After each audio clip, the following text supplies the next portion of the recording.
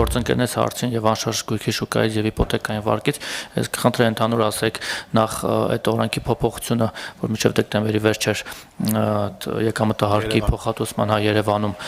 դա այդ ինչ ազդեցություն ունեցավ կամ դեռ կունենք թողնի անշարժ գույքի շուկայի, այսինքն նորակառույցների շուկայի մասով, դուք այդ դինամիկան արդեն չափել եք այս քանի ամիս է, 3 ամսվա հա այդ շրջանում, սա մեկ եւ առասարակ անշարժ գույքի շուկայում ինչպիսի դինամիկա եք տեսնում ու նաեւ ռուս ռելոկանտների կարծես թե նվազում կա, շատերը Հայաստանից գնում են, նախընտրում են օրինակ Դուբայում կամ չգիտեմ Ֆիլիպիններում գնալ իրենց գործունեություն ծավալ, որովհետեւ Հայաստանում շատ թանկ է ամեն ինչ հիմա այս մասով ուսումնասիրությունը ինչպես է ոնց դուք էլ ժպտացիք երևի հավատում եք չէ որ թանկը Հայաստանում ապրել է շնչել է գործունեություն ծավալել հավատում եք չգիտեմ բայց որ Դուբայում ավելի էժան է քան Հայաստանում այդ առաջ անգամ լսեցի ես ռելոկանտներից եմ լսել Դուբայ որովհետև Դուբայում ավելի էժան է Դե որովհետև պարոն Գալստյան Դուբայում օրինակ եթե դու $2000 ես վճարում տան վարձի համար ու դիմացդ բացում են Բուրջ Խալիֆան իսկ Հայաստանում $2000 ես վճարում ու դիմացդ բացվում է եւս մեկ շինարարություն հա Արարատն է բացում որով էլ մերը չի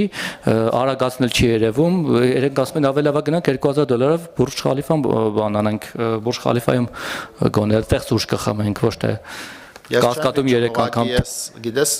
մի հատ ֆենոմեն եմ նկատում ընդհանրապես էլի մեր շուրջ որ որպես կանոն համադրելի բաները իրար հետ չենք համեմատում հետո մեր եզրահանգումները անում ենք այդ ոչ համադրելի համեմատության վրա ուտեղ ընկնում ենք սխալի տիրույթ այսինքն չենք համեմատում Դուբայի համարժեքը Հայաստանի համարժեքի հետ որովհետև Դուբայի համարժեքը կարող է Հայաստանում չկայել այլ համեմատում ենք 2000-անոցը Դուբայում, որ կարող է չգիտեմ որտեղ է, Հայաստանում 2000-անոցն էլ չգիտեմ որտեղ է, կամ այն հնարավորությունները, որ Դուբայում կա Հայաստանի հետ, ու գնում ենք ինչ-որ բաների մեջ։ Դրա համար, չգիտեմ, իմ համար դժվար է այդ միկրո մակարդակի բանի մեջ մտնելը, բայց կարևորը այն է, որ տանձի հետ երբ որ համեմատում ես, մի քիչ ավելի ճիշտ ես ստանում։ Հիմա մի քաղաքն է, մի քաղաք էլ Նյու Յորքն է, մյուսն էլ Տոկիոն է հիմա, բայց Հայաստանը մի քիչ դժվար է, Երևանը դժվար է Տոկիոյի հետ համեմատել։ Հիմա այդ տեսանկյունից անշարժ գույքի հետ կապված հունվար ամսին ես ասացի գործընկերոջ հարցի հետ կապված, այդտեղ մի քիչ ժամանակ է պետք, որովհետև մի ամսով որոշակի դատողություն անելը, մանավանդ որ նախորդ ամիսը եղել է ծայրահեղ պիկային ամիս, այսինքն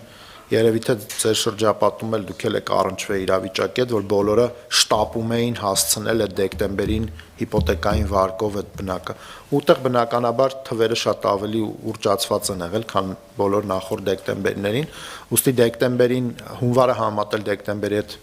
իմաստազուրկ կլինի։ Հունվարը, եթե ես չեմ սխալվում, նախորդ տարվա հունվարի համեմատ հրապարակված ցուցանիշների տեսանկյունից Երևան քաղաքով էլ մարզերով էլ մենք ունենք որոշակի նվազում գործարքների, արժեքի ու պիտի հետևել, տեսնել այդ ֆենոմենը պահպանվում է նաև հաջորդ ամիսների ընթացքում, թե չէ։ Ես զուտ ավելացնում, եթե կարելի է, զուտ վերջին նաև 23-24 թվականի միտումները, որը որ կարելի է դրանից որոշակի եզրահանգումներ անել նաև սցենարային իմաստով ապագայի մասին, ինչ ենք տեսնում, որ նայեք, երբ որ ծրագրի ավարտի մասին հայտարարությունները կար, բայց ակնհայտ էր, որ նաև մարզերում դեռ ծրագիրը շարունակվելու էր ու մեծ մտավախությունը նաև սցենարային նա էր ռիսկերը, որ Երևանից հետո ոնց որ փոխարինում համապատասխան մարզերի կողմում չի լինի եւ մենք ունենանք էական անկումներ անշարժ գույքի շուկայում հիպոթեկային վարկավորման դաշտում եւ ընդհանրապես իր բոլոր մակրո էֆեկտներով այդ սցենարը կար միշտ կա կարելի է դիտարկել բայց նաեւ փաստացի 24 թվականին մենք տեսնում ենք որ էական փոխարինում արդեն ունենք եւ զուտ բանի հա մարզերում եւ հիպոթեկների մասով եւ նաեւ բանի մասով, հա,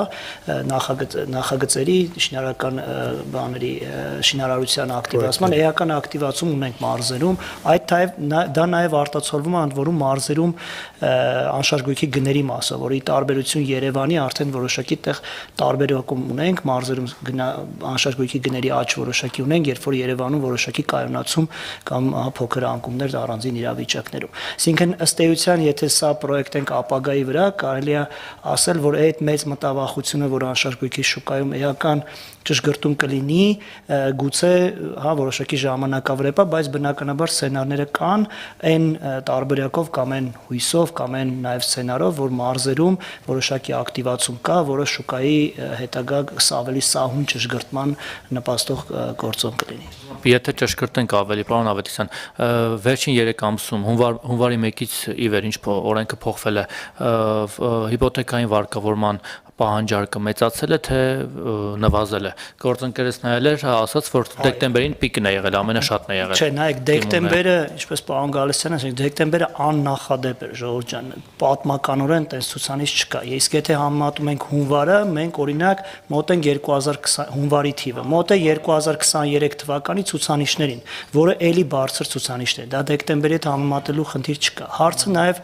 այլ կոնտեքստ ունի, որովհետև նայեք, հունվարին ավարտվում էր ոչ թե ընդհանրապես շուկան, հա, հունվարին ավարտվում էր այն պրոյեկտների այդ հիպոթեկային վարկավորումը, որոնք չէին ստացել նախագծային թույլտվությունը մինչև այդ ժամանակը, այսինքն կան լիքը դեռ շենքեր, լիքը ծրագրեր, պրոյեկտներ, որոնք դեռ ստացել են նախագծային եւ շարունակվելու են եւ դրանց հիպոթեկային վարկարումը նաեւ Երևանի շուկայում հետ համապատասխան նաեւ գոտիներում դեռևս շարունակվելու է, որտեղ դրանք դեռևս ծրագրի համար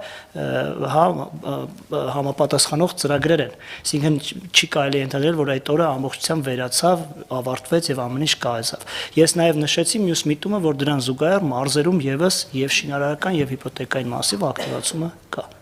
Այսինքն դա վերջնակետ չէր։